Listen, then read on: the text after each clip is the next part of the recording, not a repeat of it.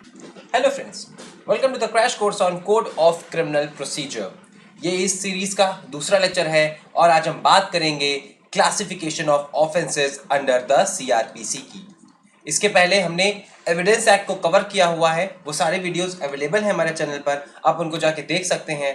साथ ही में अगर आपको इस लेक्चर के नोट्स चाहिए तो हमारा एक टेलीग्राम चैनल है फैक्टम प्रोमैंडम के नाम से, आप वहां जाके इस लेक्चर के नोट्स डाउनलोड कर सकते हैं। तो आइए शुरू करते हैं। तो देखिए, सबसे पहले हम ऑफेंस को क्लासिफाई करने से पहले ये जान लेते हैं कि ऑफेंस होता क्या है, व्हाट इज एन ऑफेंस। तो देखिए, इसकी डेफिनेशन जो है वो इंडियन पिनल कोड में भी दी हुई है और हमारे कोड ऑफ क्रिमिनल प्रोसीजर में भी दी हुई है। अगर हम आईपीसी की बात करते हैं तो वहां सेक्शन 40 है, वो डिफाइन करते हुए कहता है कि it is a thing which is punishable under that act. कोई भी चीज जो कि उस एक्ट के अंडर पनिशेबल है उसको क्या बोला जाएगा, ऑफेंस बोला जाएगा।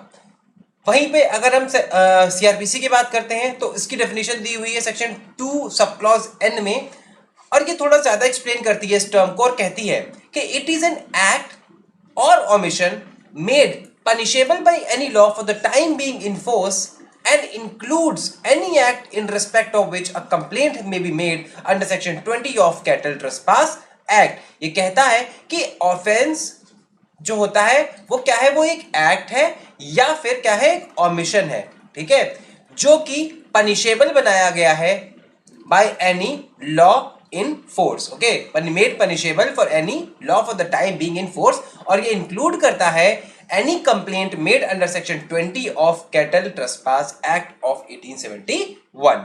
ओके, तो ये थी हमारी ऑफेंस की डेफिनेशन। अब हम जब सीआरपीसी की बात करते हैं तो इस ऑफेंस को दो तरीके के ऑफेंस में बांटा गया है। पहला तो बोला गया है कि होते हैं ऑफेंसेस कॉग्निजेबल और नॉन कॉग्निजेबल ऑफेंसेस, दूसरे होते हैं bailable and non bailable offence. और ये क्या होते हैं तो आइए इनको देखते हैं। तो देखिए, सबसे पहले हम बात करेंगे cognizable and non cognisable offences की। तो जो कॉग्निजेबल ऑफेंस होते हैं सेक्शन 2C में डिफाइंड है हमारे एक्ट के, और ये कहते हैं कि it is an offence for which a police officer may in accordance with schedule 1 of the code or any law for the time being force arrest without warrant. एक ऐसा जुर्म जिसके संज्ञान में जो पुलिस है वो विदाउट वारंट भी अरेस्ट कर सकती है। ओके, तो ऐसे ऑफेंस को क्या बोला जाएगा, ऐसे ऑफेंस को बोला जाएगा cognizable offence. It also means that as soon as the police receives an information regarding the commission of the cognizable crime, he may proceed to investigate without any explicit orders of the magistrate and in that process can arrest without warrant। जैसे police को सूचना मिलेगी कि कोई एक cognizable offence हुआ है तो वो विदाउट एनी डिले प्रोसीड कर सकती है इन्वेस्टिगेट करने के लिए without any orders of the magistrate and in that process can arrest without warrant, वो विदाउट वारंट भी अरेस्ट कर सकती है।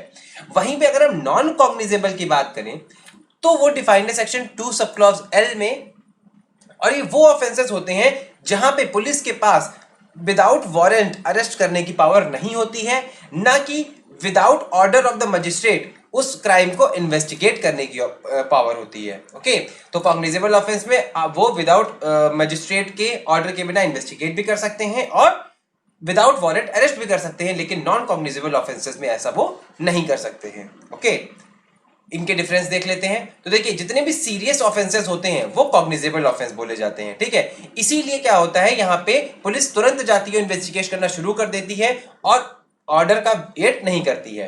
वेयर नॉन कॉग्निजेबल ऑफेंस जो होते हैं वो जो होते हैं लेस सीरियस होते हैं। यहाँ पे पुलिस में अरेस्ट विदाउट वारंट, यहाँ पे police has no authority to arrest without warrant. यहाँ पे police can investigate without orders और डायरेक्शन ऑफ द मैजिस्ट्रेट, लेकिन नॉन कॉग्निजेबल ऑफेंसेस में पुलिस के पास ऐसी कोई पावर नहीं होती है। ये अगर इनको देखा जाए तो ये जनरली कैसे होते हैं, पब्लिक रॉन्ग्स होते हैं। ओके, और ये जनरली कैसे होते हैं, प्राइवेट रॉन्ग्स होते हैं, प्राइवेट रॉन्ग्स होते हैं। तो इसीलिए इनका जो सीरियसनेस है इतनी ज्यादा नहीं होती है, लेकिन जो पब्लिक रॉन्ग होते हैं ये ज्यादा सीरियस इन नेचर होते हैं। तो ये था कॉग्निजेबल और नॉन कॉग्निजेबल ऑफेंस। अब हम बात करेंगे bailable and non bailable offences की।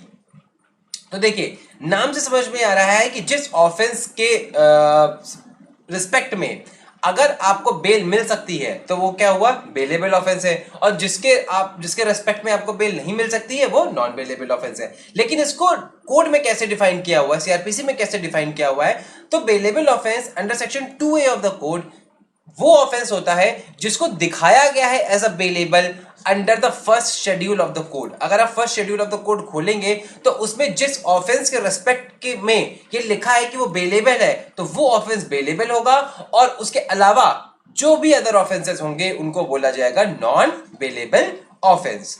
फॉर एग्जाम्पल जो फर्स्ट शेड्यूल है वो देता है list of bailable offence such as writing, being part of unlawful assembly, giving false evidence, etc. और इसके अलावा जितने भी ऑफेंसेस होंगे वो होंगे नॉन बेलेबल ऑफेंसेस। ओके, तो इनके बीच का भी डिफरेंस देख लेते हैं। Again they are less serious in nature. जो बेलेबल ऑफेंस होते हैं ऑफ कोर्स जिसके रेस्पेक्ट में अगर आपको बेल मिल सकती होगी तो वो लेस सीरियस इन नेचर ही होगा, और ये जो नॉन बेलेबल ऑफेंस होते हैं ये ग्रेव और सीरियस नेचर के होते हैं। यहाँ पे बेलेबल ऑफेंस में जो बेल होती है वो आप क्लेम कर सकते हो as a matter of right, ठीक है, ये आपका अधिकार है बेल प्राप्त करना इन बेलेबल ऑफेंस। लेकिन यहाँ पे बेल जो है आपको at the discretion of the court मिलेगी। कोर्ट चाहेगा बेल देना तो आपको बेल देगा, नहीं आपको अगर चाहेगा कोर्ट बेल देना तो कोर्ट बेल नहीं देगा। Lastly, if the accused produces proper surety after his arrest and fulfills other condition, police is duty bound to release him.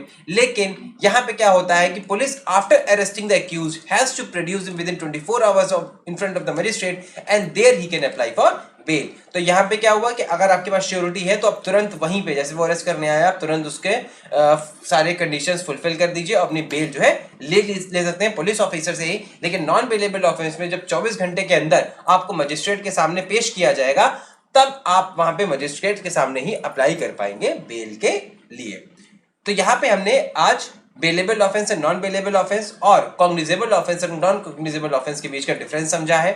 हमने आज देखा है classification of offences under code of criminal procedure. अगली बार जब हम आपसे मिलेंगे तो बात करेंगे classification of criminal codes under code of criminal procedure. अगली बार जब हम मिलेंगे तब तक के लिए thank you and happy learning.